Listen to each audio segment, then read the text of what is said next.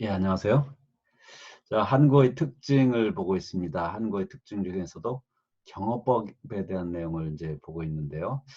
어, 요 아래에서 두 번째, 세 번째, 여보 어머니께 말씀드리세요 할 때 시가 과연 누구를 존칭하는 거냐? 할아버지께서 오래요가 오시래요보다 더 전통적인 경어법에서는 존편이라고 하는데 왜 그러냐 이런 얘기를 이어서 갈까 합니다. 그리고 그런 현상이 일어나는 근본적인 이유에 대해서 생각해 볼까 합니다. 어, 경어법은 활용적 기능이다라고 이제 하는데요. 활용적 기능이라는 건 뭐냐면 어떤 표현이 모든 표현이 다 그렇게 합니다만 특히 이 경어법은 이 표현은 사회와의 관계, 그 상황과의 관계 속에 있을 때 그 의미가 더 명확하게 전달된다. 상황 속에서 생각해야 된다는 거예요. 경어법이 특히 그렇다는 건데 그럴까요? 자, 보통은 이제 사장님께서 말씀하셨어요. 이렇게 얘기하죠. 사장님을 보통 이제 존대를 합니다. 그래서 시를 붙여야 되죠.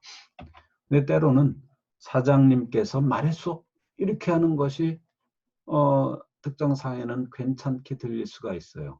문제가 없게 들릴 수가 있어요.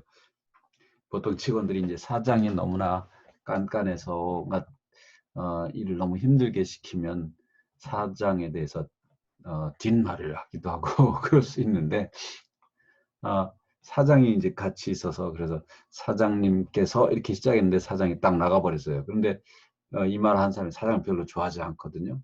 나고 난 상태에서는 굳이 존대를 하고 싶지 않아요. 그래서 갑자기 태도를 바꾸는 거죠. 씨를 빼버렸습니다. 반대의 경우도 가능합니다. 사장이 이렇게 그냥 사장을 낮춰서 굳이 존대하지 않고 시작을 했는데 갑자기 사장이 들어왔어요. 존대를 해야 되겠죠. 말씀하셨어요. 이렇게 이제 바꿀 수 있는 상황도 가능합니다. 아까 했던 거 뭐죠? 여보, 어머니께 말씀드리세요. 그럴 때 사실 여기는 당신이라는 표현이 생략됐다고 볼 수 있죠. 우리말은 주요 기능어가 생략이 가능한 언어라는 특징을 갖는다고 아까 얘기했었는데요. 그러면 이게 생략됐다면 어머니께 말을 하는 사람은 누굽니까? 당신이잖아요. 그래서 여기서 이제 시를 붙인 것은 이 당신이 없다고 하더라도 말하고 있는 상대, 내 말을 듣고 있는 상대가 이 드리는 행위, 주는 행위를 하는 거고 이 상대를 내가 또 존중한다면 그러니까 이 당신이 주어고 드리는 게 이 당신의 서술어예요. 이때는 어머니가 드리는 게 아니잖아요. 당신이 드리는 거지. 그래서 이런 경우에는 상대를 주어로 상대가 이제 객체이기도 하지만 또 주체이기도 합니다. 그래서 상대 때문에 요라고 붙이기도 했지만 또 상대가 여기서 주어이기 때문에 씨를 넣은 거예요. 그래서 들이세요라고 하는 요 동사 묶음 속에 들이다라는 단어를 쓴 이유는 이 어머니에 대한 행위이기 때문에 겸손형인 들이다라는 동사를 쓰고 시가 들어간 이유는 실질적으로 이 행위의 주어가 당신이기 때문에 나타나지 않아도 요를 쓰는 이유는 듣는 사람이 당신인데 그 듣는 사람을 높이기 때문이죠. 아주 복잡하죠. 아까 했던 겁니다. 아버지, 할아버지께서 아버지께 오래요. 아버지가 오래요. 이런 뜻인데요. 아버지께 오라고 말씀하세요라는 그런 뜻이죠. 이럴 때 전통적인 경어법에서는 오래요를 쓰라고 한답니다. 왜냐하면 할아버지가 더 높은 분인데 감히 아버지에다가 시를 붙일 수 없다는 거예요. 할아버지가 이 문장 속에 들어있는데 그러면 할아버지가 최고인 거고 물론 나는 아버지를 존대를 해야 되지만 더 높은 할아버지가 있으니까 할아버지를 기준으로 올 때 아버지는 시를 붙이지 않는다. 여기 오는 주어가 아버지잖아요. 그래서 전통적인 경어법에서는 오래요가 맞는데 사실 그게 깨져서 요즘은 오시래요라고 더 많이 쓰는 것 같고 사실 나도 내가 초중고등학교 오래요라고 이렇게 배우긴 했어도 내 직관으로는 오시래요가 더 그냥 자연스러워 보여요. 이제 언어라는 것은 시대가 바뀌고 특히 세대가 바뀌면서 직관이 좀 이렇게 변화하는 현상이 있고 때로는 그걸 받아들여야 될 때가 있습니다. 이 모국어 습득이라는 것은 자동적으로 이루어지죠. 왜냐하면 우리는 언어를 습득할 수 있는 선천적인 능력을 가지고 태어나요. 우리가 이 학기를 시작할 때 인간과 두뇌에 대한 얘기도 했었는데 두뇌는 언어 기능을 담당하는 부분이 있다고 그런 이제 연구가 이루어졌다는 얘기를 했죠. 그래서 임상 환자들을 가지고 많은 실험들이 이루어지기도 하고 그랬었는데요. 모국어 습득은 어릴 때 자동으로 이루어지는데 경어법은 자동으로 이루어지지 않는 그런 경우가 많습니다. 그래서 교육으로 습득되는 것 같다. 어린아이들이 이제 할아버지가 오면 처음에 할아버지가 왔어 이 엄마한테 달려가서 할아버지가 왔어 그러면 어머니가 할아버지께서 오셨어요 해야지 이렇게 가르쳐 줍니다. 이거는 부모가 가르쳐 주지 않으면 계속 그리고 이제 물론 어떤 때는 주변의 사람들이 하는 걸 보고서 이 사회 관계성에 있어서 저렇게 해야 되는구나라는 걸 느껴서 하기도 하지만 어린 시절에 부모가 이게 가르쳐 주는 굉장히 큰 역할을 해요. 그 이유가 뭐냐면 경어법이라고 하는 것은 그냥 언어의 일반적인 속성이라보다도 특정 문화와 관련된 화용적 속성의 역할이 더 크기 때문이라는 거죠. 사회의 관계성에서 필요로 되는 부분이 이 경어법 부분이기 때문에 습득을 통해 자동 습득이 아니라 교육을 통한 습득으로 형성되는 경우가 더 많다. 경어법이 상당히 혼돈돼서 쓰이는 경우가 참 많습니다. 아까도 얘기했지만 사회 변화 또는 사회 구조적인 문제 이런 것들이 많이 작용을 하는 것 같습니다. 여러분들 뭐 커피숍에 가면 그 직원들이 커피 나오셨습니다. 아메리카노 나오셨는데요. 이런 표현을 많이 해주고 거의 대부분 시를 붙여요. 시를. 주어는 커피잖아요. 왜 시를 붙입니까? 이게 주체 존대의 원칙에 의하면 절대로 시를 붙이면 안 돼요. 이건 이제 상대를 존중하는 거는 있습니다로 충분하죠. 커피 나왔습니다. 이렇게 해도 그 손님을 분명히 존대하는 거예요. 그런데 나오셨습니다. 이거는 이제 잉여적인 그러니까 이때는 시가 주체 존대의 역할을 하지 않고 객체 존대, 듣는 사람을 높이는 역할을 한다고 볼 수가 있는데 이게 좀 존대를 좀 잉여적으로 너무 많이 하는 그런 경향이 있다라고 보는 건데요. 이게 이제 똑똑한 학생이 커피 나왔습니다. 이러면 옆에 있던 매니저가 보고 나오셨습니다라고 하세요. 라고 가르칩니다. 아니에요. 주체 존대에 의하면 시를 붙이면 안 되잖아요. 하라면 하세요. 일자리에서 매니저가 그렇게 하라는데 그걸 거부할 사람들이 별로 많지가 않죠. 이게 사회의 어떤 구조적인 문제로 인해서 손님을 무조건 뭐 높이는데 막 정도 이상은 무조건 높여주면 좋다. 맞춤법에 어긋나더라도 손님이 기분 좋게 하면 좋다라는 생각 때문에 이렇게 잘못된 경어법이 그냥 일상화돼서 쓰이는 것 중에 하나인데요. 한 번은 이런 표현을 내가 들어보세요. 제가 언제 그렇게 말씀하셨어요? 이제 내가 왜 이걸 내가 뭘 읽혔는데 그 사람이 말을 나한테 했어요. 왜 그렇게 얘기하냐니까 제가 언제 그렇게 말씀하셨어요? 이러는 거예요. 이건 정말 제가가 주어잖아요. 말하는 사람이 자기를 높이는 건 말도 안 되는 건데 이런 경우도 어떤 압박감 때문에 이런 현상이 나타나지 않나. 무조건 상대하고 말할 때는 그 주어가 뭐든 간에 시를 갖다 붙여야지 상대가 좋아할 거라 생각하는 압박감. 경어법에 대한 압박감. 존대에 대한 압박감으로 인해서 잉여적인 존대 현상이 나타나고 있지 않는가. 뭐 커피 나오셨습니까까지는 저는 이해를 해요. 근데 이런 현상은 마지막 문장은 완전히 잘못된 거죠. 커피 나오셨습니다는 어떻게 할 수 있냐면 커피를 만들었는데 그 커피가 손님이 거니까 손님을 존중한다. 뭐 이렇게 어머니 손이 고우십니다 할 때처럼 그렇게 생각할 수 있는데 이 마지막 문장은 너무나 지나친 잉여적 존재 현상이다라고 볼 수가 있죠. 자, 경어법은 활용적 기능이다. 그래서 이런 혼동도 생겨나는 것이다 라는 걸 기억하시기 바랍니다. 자, 외국 문법의 영향이 한국어 문법에 상당히 많이 들어왔습니다. 첫 번째가 무정물이라고 표현하는데 무생물, 그러니까 inanimate, 무생물 주어 문장이 확대하다. 우리말에서는요, 무생물을 주어로 잘 쓰지 않습니다. 근데 영어는 무생물을 주어로 해서 얼마든지 자유롭게 많이 쓰죠. 그래서 전에도 얘기한 적이 있었던 것 같은데 The garden has many trees라는 이 영어 문장을 정말 있는 그대로 글자 그대로 우리말로 바꾼다면 garden이 주어니까 정원은 많은 나무, many trees 그대로 옮긴 거죠. have를 가지고 있다 해서 정원은 많은 나무를 가지고 있다 이렇게 번역한다면 이건 우리말이 아니죠. 나무도 이런 말을 사실 평상시에 쓰지 않아요. 그러면 그렇게는 하지 않더라도 이 정원이 주어니까 더 가든이 주어니까 이걸 여전히 주어로 하고 싶어서 정원은 나무가 많다 이렇게 쓰는 사람이 참 많은데 사실 보다 자연스러운 우리식 표현은 정원에 나무가 많답니다.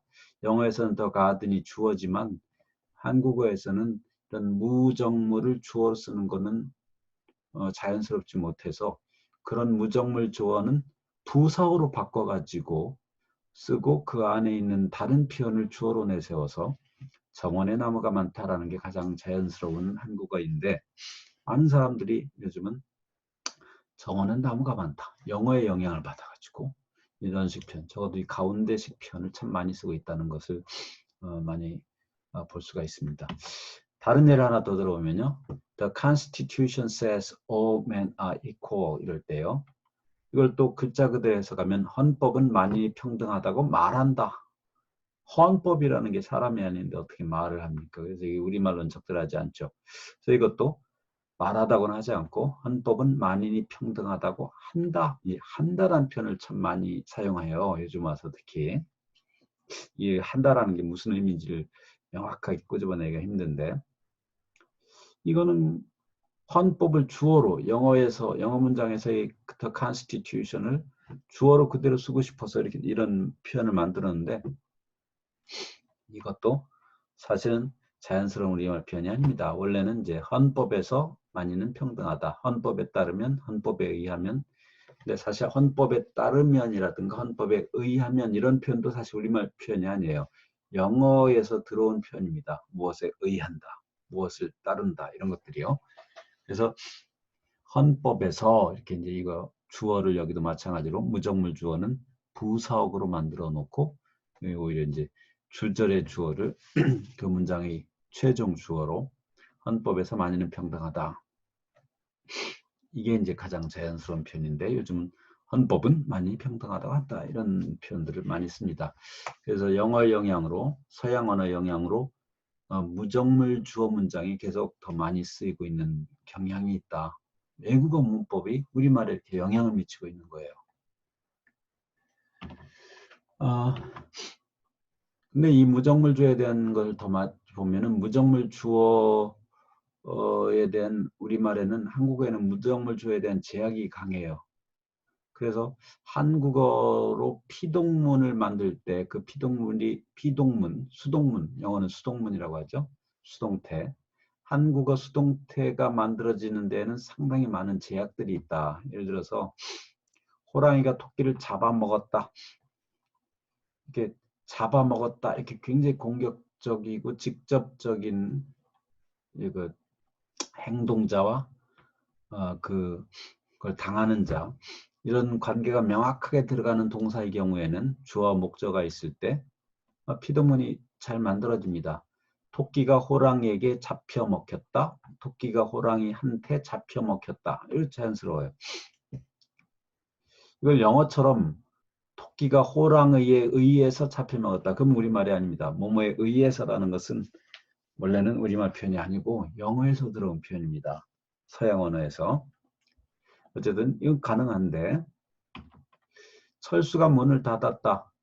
여기도 주어가 있고 목적어가 있고 동사가 있죠. 타동사가. 근데 이거는 똑같이 위에처럼 피동문으로 만들어서 문이 철수에게 닫혔다. 문이 철수한테 닫혔다. 이거는 그런 의미가 아니에요. 철수가 문을 닫았다는 의미가 아니죠. 아주 이상한 표현인데 굳이 그 의미를 찾자면 이것은 철수가 문을 들어가려는데 문이 콱 닫혀서 차단을 했다. 철수가 못 들어가게 막았다. 이런 의미지. 이게 철수가 문을 닫았다는 거에 대한 피동문이 안 됩니다. 그러니까 닫다 같은 이런 동사는 우리말로 피동문으로 만들 때 행위주인 철수에게 천수한테 이런 게 오면 이상 문장이 되거나 다른 뜻이 된다.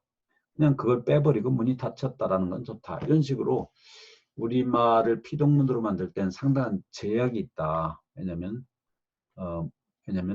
무정물도 움직일 수 없는 inanimate subject이 올 때 거기에 대한 제약이 있기 때문이죠. 토끼는 움직이는 존재예요. animate이에요. 근데 문은 inanimate이죠. 그래서 여기 첫 번째 피동문이 아주 어색하다는 겁니다. 그래서 우리말은 피동문이 굉장히 제한돼 있고 그리고 우리 피동문을 만들 때 이제 여러 가지 방식 중에서 이, 히, 리, 기 뭐 요런 어미를 동사에 붙여가지고 피동태 표현을 만드는 수동태 표현을 만드는 방법이 있고 또 어떻게 되다라는 방식의 새로운 되다라는 단어를 붙여가지고 만드는 피동 표현이 있는데 이 후자의 경우에 남용되는 경향이 있다는 거예요. 그래서 예를 들면 얼마 전까지 몇 년 전까지 몇 년 그래도 한 10여 년 됐나요? 지하철역에서 기차가 들어왔을 때 기차가 도착되었습니다. 이런 식 그 문구가 있었는데 기차가 곧 도착됩니다. 이런 식 그 표현을 이제 지하철 구내에 이렇게 표시를 했었는데 이게 뭐 꼭 누군가에서 기차가 밀어붙여져 도착한다는 것보다도 기차가 움직이니까 뭐 능동적으로 도착한다고 하는 건데 이 마치 피동태인 것처럼 대를 붙였는데 이 적절하지 않다 그래가지고 10여 년쯤 전에 기차가 도착하였습니다. 기차가 곧 도착합니다. 이렇게 다 바꿨어요. 지하철 그 표지판 안내 문구를요. 그래서 이제 피동 표현이 되다란 표현을 우리가 너무 남용하는 경향이 있지 않나. 사실 우리말에서는 그 되다, 피동이 아닌데 자꾸 되다를 써서 뭔가 힘없는 표현을 쓰는 그런 경향이 있다는 건데요. 예, 여기 보시면 이게 지리산 천왕봉입니다. 2년 전인가요? 여기 막 힘들어서 올라간 적이 있는데 이 천왕봉 정상석에 한국인의 기상 여기서 발언되다 이렇게 돼 있는 거예요. 이 피동태가 남용되고 있는 거죠. 발언하다가 맞습니다. 그래서 그때는 이거 사진을 찍어가지고 여기 고쳐서 한동안 내 페이스북에 그 프로필 사진에다 넣어놓기도 하고 그랬었는데 언어학자의 프로필이죠. 어쨌든 피동문이 외국어의 문법에 의해서 영어의 문법 때문에 남용되는 그런 현상을 보이고 있다. 일본어 표현의 영향이 많이 있다는 것도 들어보셨죠? 그래서 있을 수 있다라든가 한 것이다, 던 것이다 이런 것들이 뭔가 좀 일본 사람들이 어떤 말을 할 때 우회적으로 하거나 아니면은 자기의 확신을 굉장히 약화시켜서 하는 그런 경향이 있는데 이런 게 그런 거예요. 그래서 이 우리말에는 원래 없던 표현인데 일본 그 식민지 시대를 거치면서 우리말 표현들이 상당히 일본식 표현을 따라가게 됐다. 참 안타깝게도. 여러분 몰랐죠? 있을 수 있다, 한 것이다, 던 것이다 이런 것이 또 어떤 무슨 적이라는 표현도 많이 쓰는데 이 일본어 표현의 영향으로 우리말에 들어오게 된 그런 거다. 영어 표현의 영향으로 들어온 것도 많죠. 뭐뭐보다는 오히려 rather than 이런 것들이 이제 그렇다는 거예요. 무엇에도 불구하고 뭐 despite in spite of, 하기에 충분하다, enough to do something, 이런 것들 영어식 표현. 마치 뭐뭐인 것처럼, as if, as though. 예. 원래 이제 영어의 영향을 받기 전에는 거의 쓰이지 않았던 표현인데 요즘은 우리가 많이 볼 수가 있죠. 그러니까 영어식 표현이 단어만 바꿔서 우리말에 들어온 거라고 보면 됩니다. 자, 이제 어휘적 특징에 대해서 볼까 합니다. 그 한국어의 어휘적 특징. 우리가 생각해 볼 만한 그 문제 중에서 고유어를 어디까지 볼 것인가 하는 문제 제기가 있었는데요.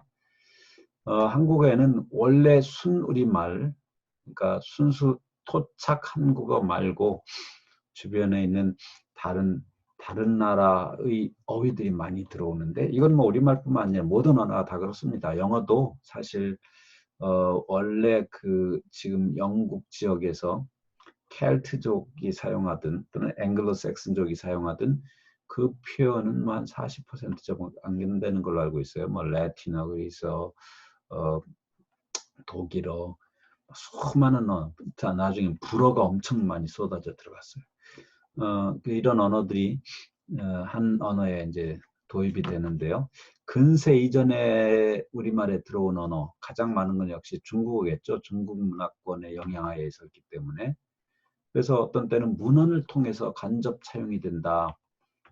사서삼경 이런 거는 중국 사람뿐만 아니라 뭐 동양에 있는 웬만한 국가들이 다 근세 이전에 그걸 중요한 기본서로 공부를 했잖아요. 그러다 보니까 전통 고전 문헌에 쓰인 한자어, 우리나라 사람들이 한자어로 된 책을 중국에서 만든 책을 계속 많이 읽다 보니까 특히 세종대왕이 한글을 만들기 전에는 중국어, 한자어로 된 책을 읽을 수밖에 없었죠. 그러다 보니까 거기에 나온 어휘, 문장 구조는 따라가지 않더라도 중국어와 우리말의 문장 구조는 완전히 다르죠. 중국어는 영어의 문장 구조에 가깝고, 그리고 뭐 고리번역, 교차번역 이런 특징들도 완전히 달라요. 우리가 한반도가 중국에 붙어 있지만 문화도 다르고 언어가 완전히 다르다는 건 참 신기해요. 문법에는 영향을 별로 받지 않았는데 어휘가 아주 대량으로 우리말에 들어왔는데, 왜냐하면 중국어로 된 훌륭한 책들, 사서삼경 정말 훌륭한 책들이죠. 그런 책들을 읽다 보니까 거기에 나오는 단어들을 많이 쓰게 되고 꽤 우리말화된 거예요. 이렇게 한자로 쓰지는 않더라도 군자, 부모, 백성, 효, 세간, 국가, 정직 매일 쓰는 표현이잖아요. 문헌을 통해서 이제 차용된. 그러니까 어떻게 보면 이거는 그냥 우리말이라고 생각했지 이게 중국에서 들어왔다고 생각하지 않았죠, 여러분들도. 근데 알고 보면 오래전에 중국 문헌을 통해서 들어온 거다. 불교 한자어가 많이 들어왔는데 음역이라는 것은 소리를 따서 들어온 거예요.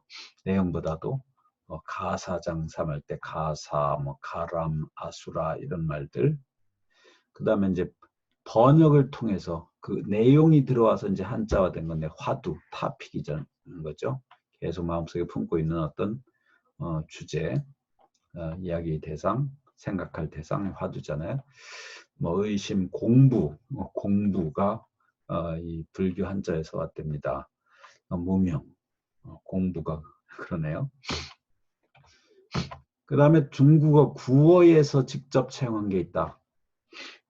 일반 사람들이 말해서 다홍치마라고 할 때 중국의 대홍에서 왔다는 거죠. 탕건이라는 게 당나라, 당건, 당나라의 건이죠. 무명이라는 게 무명치마, 목면이고요. 빈대떡이 빙저 이런 과정을 거쳤는데, 빈대떡 여원에 대해서는 사실 여러 가지 설이 있는데 그 중에 하나가 전병할 때 병이에요. 병식자, 전병처럼 기름에 튀겨서 먹는 떡이다. 뭐 그래서 이렇게 중국에서 왔다는 말이 있는데, 빈대떡에 대한 설은 아주 많습니다. 이건 그 중에 하나예요. 한자어는 중국 한자어가 있고 일본 한자어가 있어요. 중국에만 쓰이는 한자어, 일본에만 쓰이는 한자어가 있습니다. 한자 문화권에 살다 보니까 자기 자체의 한자를 쓰게 된 거죠. 발음도 여러분 알다시피 똑같은 글자를 읽고 일본식 발음, 중국식 발음, 우리식 발음이 다르죠. 지금 일본에서 쓰고 있는 한자어 발음이 가장 오래된 거래요. BC 6세기. 이때쯤 중국 지역에서 사용하던 발음이 지금 일본에 남아있는 거고, 우리가 쓰는 한자어 발음은 어떤 연구에 의하면 한 AD 3, 4세기경의 중국 발음이랍니다. 그게 우리나라 와서 굳어진 거고요. 중국의 한자 발음 계속 변화해가지고 요즘 중국의 한자는 우리말의 한자 발음과는 전혀 다르죠. 한국에서 만들어진 한자도 있다는데 이게 이제 이런 것들입니다. 신열, 몸에서 열이 날 때, 고생, 서방님 할 때 글을 읽는 방이라는 뜻이라는 거죠. 그러니까 사실 남편들은 이 방에 들어가서 매일 글을 읽어야 돼요. 이 말에 따르면 공부를 해야 되는 거죠. 도령, 이제 돌을 닦는 아직 이제 학생이라는 의미죠. 사돈, 뭐 이런 말들이 한국에서 만들어진 한자어다. 몽고에서 들어온 말들도 있는데 보라매, 송골매, 슈라, 이게 몽고 사람들이 매를 통해서 사냥하는 그 기술이 있죠. 그래서 그런 언어들이 이제 많이 들어온 모양입니다. 근세 이후에 된 차용어를 보면 일본에서 굉장히 많은 말이 들어왔는데 고유 일본에서 들어온 게 이제 이런 것들. 오뎅, 가마니. 오뎅을 다른 말로 하는 게 참 어묵이라고 하나요? 예, 어묵이라고 하겠는데 흔히도 그냥 많이 쓰잖아요. 가마니. 예, 가마니 뭔지 알죠? 구루마. 노가다라는 말 많이 써요. 그냥 육체 노동을. 자부도이 뭔지 압니까? 방석을 말하고 마호병, 무대뽀, 땡깡을 부린다. 이런 것들이 일본어에서 온 거다. 근데 어떤 것들은 일본을 거쳐서 들어온 외국어가 있다. 또는 일본에서 만든 외국어가 있다. 일본이 서양 문물을 먼저 받아들였어요. 동양에서. 그러다 보니까 일본에서 서양 언어를 받아들여가도 자기들식 발음 또는 자기들식으로 해석한 것을 식민지 시대에 우리가 이제 받아들이게 된 것들이 많은데 그게 이제 우동, 인고, 라면 이게 원래 중국에서 일본 애들이 받아들여서 그걸 또 우리가 받아들이게 된 거죠. 담배, 토바코라고 했잖아요. 타바코라는 포르투갈 언어, 포르투갈어에서 온 거예요. 빵, 카스테라 이런 것들이 그렇다. 고무, 뺑기, 페인트를 말합니다. 네덜란드에서 왔다고 하고요. 이건 어디서 왔을까요? 예, 영어라고 적어놨네요. 구락부, 남포 뭐 이런 거 텔레비, 와이셔츠, 아파트, 데파트, 데모, 미싱 이런 게 영어에 왔다는데 구락부가 뭔지 압니까? 구락부. 뭘까요? 이태원 클럽. 클럽이에요. 클럽 영어로. 클럽을 일본 사람들이 받침 발음 못하니까 구락푸 이렇게 발음을 하고 그게 우리말로 들어온 거죠. 남포라는 램프고 텔레비는 알죠? 와이셔츠가 어떻게 생겼어요? 어떤 사람들이 이걸 철자 Y를 써서 Y 하이픈 셔츠라고 하는데 원래 영어로는 화이트 셔츠, 화이트. 보통 셔츠가 옛날에 양복 셔츠가 옛날에 다 흰색이었죠. 옛날에는 고전적인 셔츠는 화이트 셔츠인데 일본 사람들이 이걸 발음 못해가지고 와이셔츠라고 한 걸 우리가 그대로 가져다 쓰는 아파트, 데파트, 데모, 미싱, 머신이죠. 기계라는 의미를 일본식으로 표현한 영어가 일본을 통해서 우리말에 들어온 경우입니다. 일본식 한자어, 나도 이걸 준비하면서 처음 알았는데요. 미인이라는 게 일본식 한자어라네요. 원래는 일색, 원래 이제 오른쪽에 있는 게 우리말입니다. 자백도 일본어래요. 토설, 여러분들 사극 보면 토설을 해라 이렇게 나오지 않습니까? 청군 도급에서 약속은 언약, 언약을 한다고 그러죠. 여러분들 애들끼리 앞으로는 약속하지 마시고 언약을 하십시오. 예, 원래 우리말 표현이네요. 이문이 이제 일본식 한자로는 이익이 된 거다.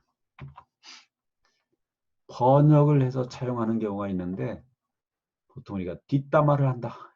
뒷말. 일본 사람들이 석두란 표현을 하는데 그걸 우리말로 번역을 해가지고 돌대가리. 색종이는 어떻게 해서 이렇게 되는지 난 모르겠습니다. 뭐 색종이, 벽걸이, 밑돌다, 가로 놓이다, 애교가 넘치다가 또 일본어를 번역을 한 거랍니다. 이렇게 번역이 돼서 차용되는 경우도 있다.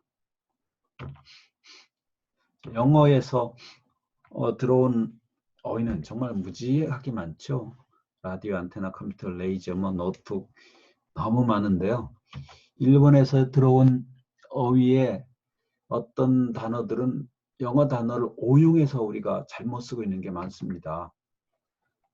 자동차 핸들이라고 하는데 사실 핸들이라는 영어 단어는 칼자루라든가 칼의 자루처럼 이렇게 뭔가 연장을 쉽게 잡기 위해서 이렇게 붙여놓은 게 핸들이에요.